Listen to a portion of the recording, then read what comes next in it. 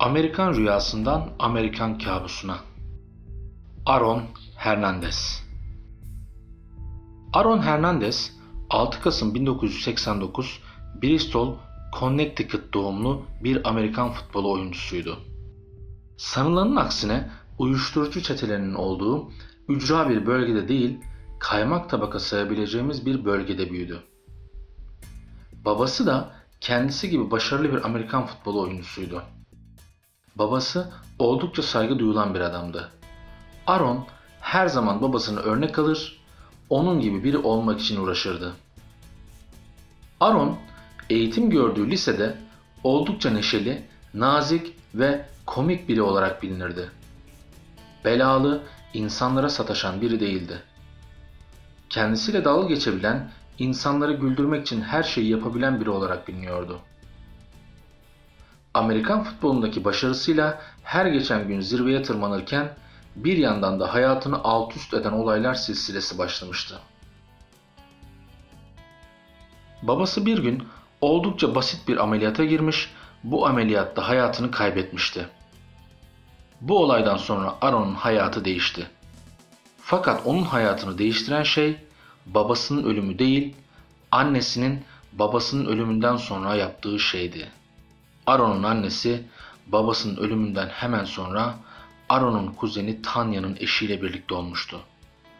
Bu olaydan sonra Aaron evi terk edip kuzeninin evine yerleşti. Babasını disiplinli ve sert düzeninin aksine burada son derece serbest bir hayata başladı.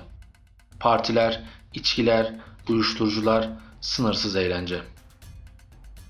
Kuzenini artık annesi gibi görüyor, kendi annesinden ise nefret ediyordu. Hayatının kötü gidişinden her zaman annesini suçlayacaktı. Beklenmedik bir anda Florida Üniversitesi'ne kaydoldu. Buradaki Amerikan futbol takımı dönemin en iyilerindendi.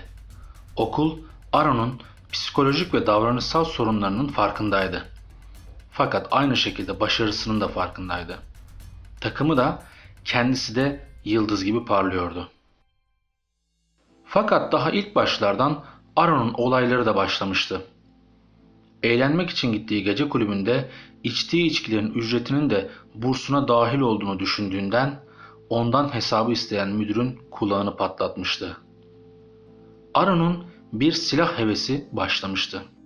Silah kullanma izni olmasına rağmen yasa dışı yollardan silah edinmiş, arabasına silah için gizli bölmeler yaptırmıştı. Daha sonra hem bu silahı aldığı adamı vurma suçlamasıyla hem de başka bir silahlı saldırı suçlamasıyla yargılanacaktı. Ama ikisinden de aklanacaktı.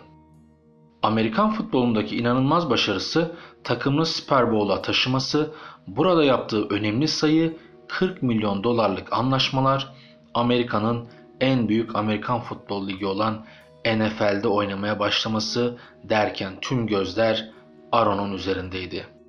Fakat o bu ilgiye hırçın bir karşılık veriyordu. Karıştığı silahlı saldırıda 2 kişi ölmüştü ve her zaman diken üstünde yaşıyordu.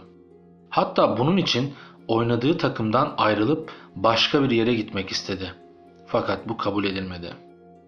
Aaron nişanlısıyla Cheyenne ile birlikte bir malikanede yaşamaya başladı ve bir kızları oldu. Kız arkadaşı Aaron'un uyuşturucu kullanmasına pek sıcak bakmadığından evinde kendisine özel bir alan yaratmıştı. Bu alanda istediği gibi uyuşturucu kullanıyordu ve bu alanın baş konuğu da Cheyenne'nin kız kardeşinin erkek arkadaşı Odin'di. Çünkü Odin bu işin uzmanıydı. Onlar kendi alanlarında vakit geçirirken Cheyenne da kız kardeşiyle vakit geçiriyordu. Ta ki o tatsız olaya kadar. Odin, Aaron'un aksine uyuşturucu çetelerinin yoğunlukta olduğu bir bölgede orta sınıf bir ailede doğmuştu. Aaron'un aksine Amerikan futbolu oynayabilmek için sahaya para ödüyor, ödünç aldığı formayla oynuyordu ve kendisi yarı profesyoneldi. Bir gece Aaron 2 arkadaşıyla birlikte Odin'i evinden almış, ertesi gün ise Odin'in cesedi bulunmuştu. Odin hayatının tehlikede olduğunu anlamış olacak ki kız kardeşine Aaron ile olduğunu bildiren bir mesaj göndermişti. Odin vurularak öldürülmüştü. Daha 24 saat geçmeden polis olaya müdahil olmuş, Aaron tutuklanmıştı. Bu olaydan sonra kız kardeşlerin de arası tamamen açıldı. Fakat insanlar Aaron'un suçlu olduğuna inanmıyordu. Hatta Aaron'un kelepçelenme şekline taklit ettikleri fotoğraflar paylaşarak ona destek oluyorlardı. Fakat ne yazık ki tüm deliller net bir şekilde Aaron'u gösteriyordu. Ev temizlenmiş, önceki silahlı saldırı olayından sonra evine taktırdığı güvenlik kameralarının kayıtları silinmiş, evde kırık cep telefonları bulunmuştu. En net delil ise onun adına kiralanan arabaydı. Aaron hapishaneye çok çabuk uyum sağlamıştı. Her şeyden memnun gözüküyordu. Fakat dışarıda ise düşüşü başlıyordu.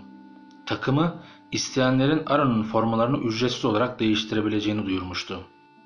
Bu sırada Aaron hapishanede depresifleşmiş, bir de kavgaya karışmıştı. Ayrıca o hapishanedeyken kuzeni Tanya'nın ölmesi de onun için yıkıcı bir darbe olmuştu. Aaron özgürlüğünü değil, sadece kızını özlediğini söylüyordu. Onunla telefonla görüştüğünde durumu küçük bir tatilde olduğu şeklinde açıklıyordu. Bu olayın en tuhaf yanı ise Aaron'un Odin'i öldürmesi için herhangi bir sebep olmamasıydı. Aaron'un bu saldırgan tavrının bir sebebi olarak Amerikan futbolu oynayanlar arasında yaygın olarak görülen STA rahatsızlığı gösterilmişti. Vefat eden NFL oyuncularının %99'unda STA görülüyordu. STA, beyne alınan darbeler nedeniyle beyinde ciddi hasarların oluşması durumudur. Hafıza kaybı, sinir, kafa karışıklığı, depresyon gibi belirtileri vardır. Aaron yaklaşık 2 yıl hapis yattıktan sonra 19 Nisan 2017'de hapishane hücresinde intihar etti. Ölümünden sonra Aaron'un beyni de incelendi ve ciddi anlamda STA'den müzdarip olduğu ortaya çıktı. Aldığı sert darbelerden birinde sahada bilincini kaybetmişti. Aaron'un aldığı hasarlar karar verme ve muhakeme yeteneğini etkilemişti. Bu fevri tavrı ve şiddete meyilli oluşu buna bağlanmıştı. Fakat yine de Odin'e bir anda bu kadar düşmanlık beslemesinin sebebi hala net değil. Sonuç olarak Aaron'un yaşamı büyük başarı hikayesi olacakken büyük bir felakete dönüşen hayatlardan biri oldu.